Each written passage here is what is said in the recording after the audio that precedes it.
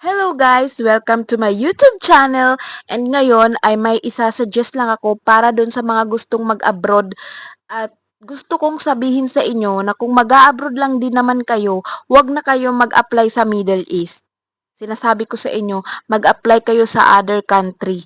Kasi kahit na free nga sa Middle East, free yung application, pero talaga namang nakakawindang, ewan ko, basta naikumpara ko kasi siya, dati kasi nasa Hong Kong ako and ngayon nasa Middle East ako.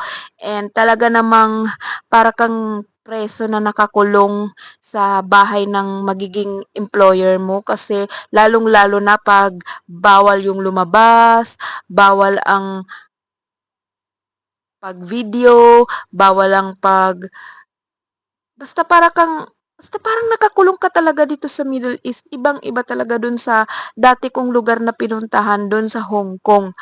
And yung mga employer talaga parang wala silang mga pakialam. Basta binabayaran ka nila at katulong ka nila at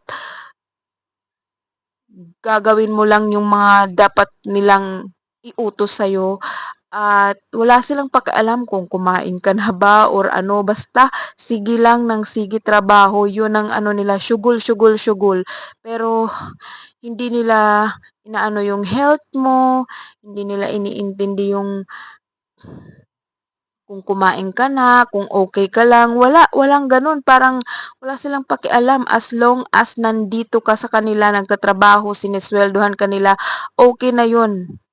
Hay naku, hindi talaga makakabuti lalong-lalo na sa mga first timer.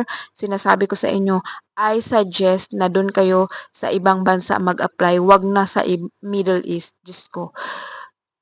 Oo, oo, yung iba siniswerte pero talagang halos karamihan talaga namang walang parang walang patutunguhan, walang basta hindi sa pag